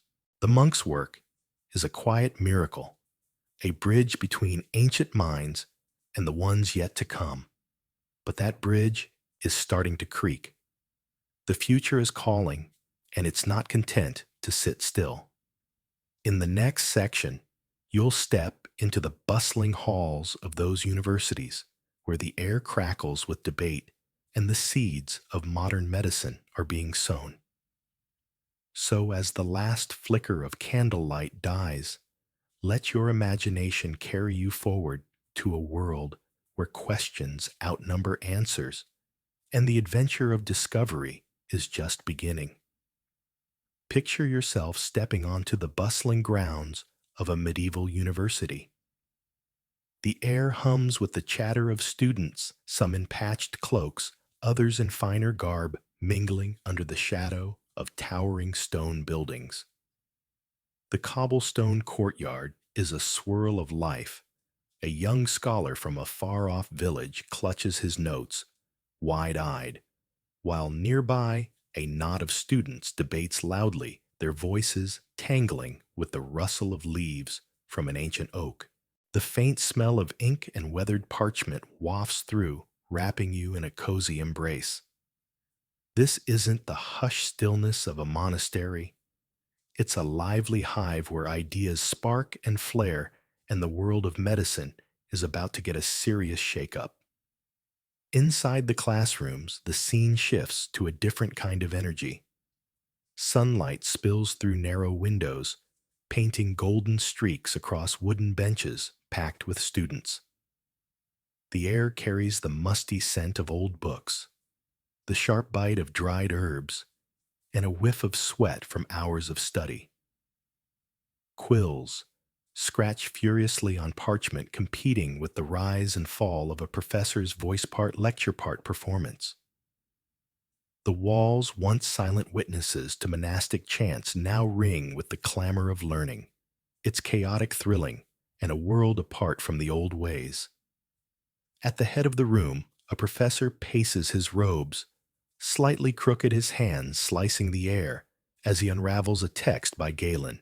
But he's not just parroting the ancient words, he's challenging them. If Galen claims the liver makes all the blood, then why, he says, pausing with a sly grin, do our own eyes tell a different story? The students perk up, some scribbling, others frowning in confusion. This is radical stuff, daring to question the giants of old, suggesting they might not have been infallible. It's like watching someone poke a sleeping bear with a stick, and the room buzzes with the thrill of it. The curriculum is a blend of tradition and rebellion. Students still hunch over the works of Hippocrates and Avicenna, their fingers tracing faded Latin and Greek. But now there's a twist. Anatomy isn't just words on a page anymore, it's hands-on. In shadowy rooms thick with the tang of preservatives, dissections unfold, revealing the body's secrets one careful cut at a time. Surgery, once left to barbers with shaky hands, is creeping into the lecture halls with diagrams that actually look like humans, not pigs. Thank you very much. It's a slow shift, like the first cracks in winter ice, but it's happening. Translations are the fuel for this fire. Dusty scrolls from Arabic and Greek libraries are arriving unpacked like treasures from a forgotten chest. The works of Al-Razi and Ibn Sina Light up the classrooms, their ideas on drugs and surgery sparking endless debates. Picture a group of students crowded around a fresh text, arguing over a remedy. Does it really work? One demands, eyebrows raised. Let's find out, another shoots back, already plotting an experiment. It's this hunger to test, to question, that makes the universities hum with possibility. Debates are the pulse of the place. In cavernous halls, scholars clash over everything, from fevers to the soul, their voices bouncing off stone walls. Bleeding isn't the answer to everything, one roars, red-faced. Sometimes a purge does the trick, his rival fires back, smirking. Or maybe a third chimes in, we just leave the poor patient alone for once. The students soak it up, scribbling notes, whispering bets on whole win. It's loud, messy, and downright fun, a stark contrast to the quiet nods of yesteryear. But it's not all hot air. Practical training stitches this learning together. Students shadow physicians, watching them feel for pulses or listen to rattling breaths in the infirmary. In the anatomy theater, they huddle around a table, the air heavy with nerves and candle smoke, as a professor's scalpel reveals the wonders beneath a cadaver's skin. Look here, he says, pointing to a web of veins. This is divine work, but it's ours to decipher. It's a tightrope walk between faith and curiosity, and these students are learning to balance it. The universities pull in people from everywhere, Paris, Toledo, you name it, turning them into crossroads of culture. A French student might swap ideas with a Spaniard over a bowl of thin stew, their accents clashing as much as their theories. It's a recipe for innovation, this mix of minds, and it's starting to standardize medicine. Observation and evidence are elbowing their way past blind habit bit by bit. As you roam these halls, you can taste the excitement, like the sharp bite of an apple snatched between lectures. The future's being scribbled out here, one argument at a time, and it's only the start. These sparks will soon blaze into the Renaissance, where medicine, art, and science tangle in ways that will leave you starry-eyed. Next time, we'll step into that dazzling era, meeting a figure whose scalpel and sketches will redraw the human story. So as the university bells chime, tuck yourself in and let these echoes of discovery lull you into dreams of what's to come. Picture yourself tucked into a snug nook of a medieval monastery, where the air hums with the musty scent of old parchment and candlelight dances across rough stone walls. A monk, his fingers smudged with ink, bends over a sprawling manuscript copying the wisdom of Galent, the ancient physician, whose words have long been the healer's gospel. But across the room, a young scholar named Thomas squints at the text, then at a human skeleton leaning crookedly in the corner. Hold on, he whispers. Galen says the jawbone's 2 pieces, but it's clearly 1. The monk's quill freezes mid-scratch, and a hush settles over the scriptorium, thick with the promise of something new. Outside, the medieval world trudges on, but here in this flickering light, the seeds of change are taking root. The monastery's stone walls have stood for centuries, guarding traditions like treasures. Beyond them, the village pulses with life, the tang of wood smoke, the clatter of cartwheels on cobblestones, the shouts of a baker hawking warm bread. Yet inside, Thomas feels the stirrings of a different rhythm. Has not the only one. From Paris to Padua, restless minds are tugging at the threads of the old ways, unraveling centuries of blind faith in dusty scrolls. The Renaissance is blooming, a burst of color and curiosity after a gray medieval slumber, and with it comes a revolution in medicine, one that will trade prayer for proof and superstition for science.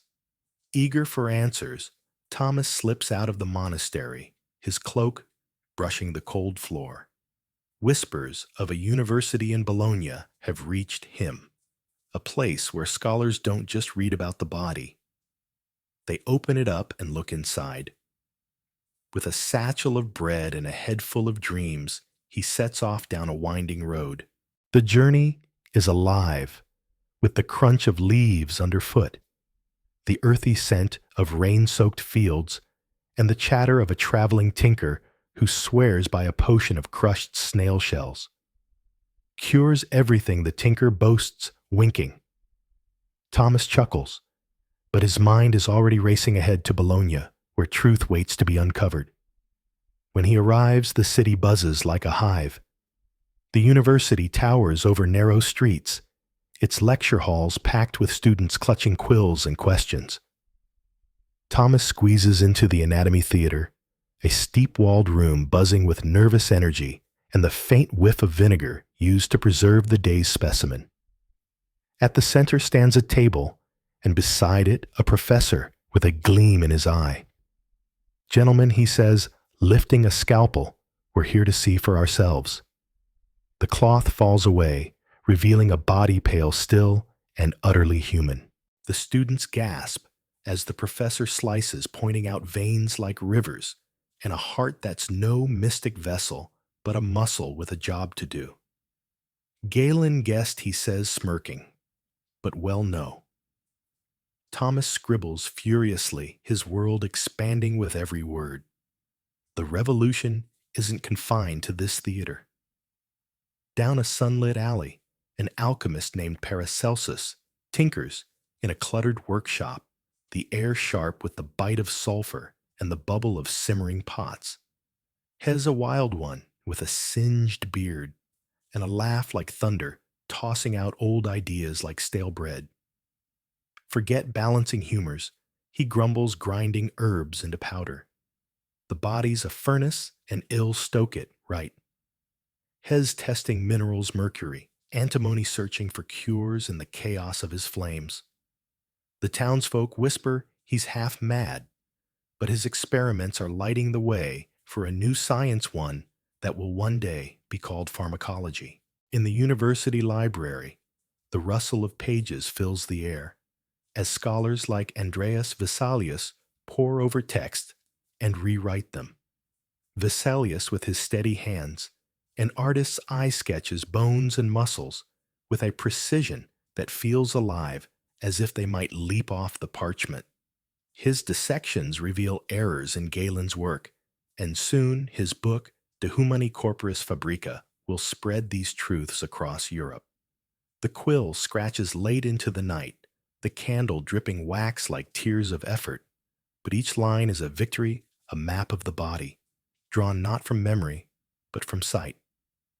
Nearby, in a dim infirmary, a surgeon wipes sweat from his brow. The room smells of lavender and blood, a strange mix of hope and grit.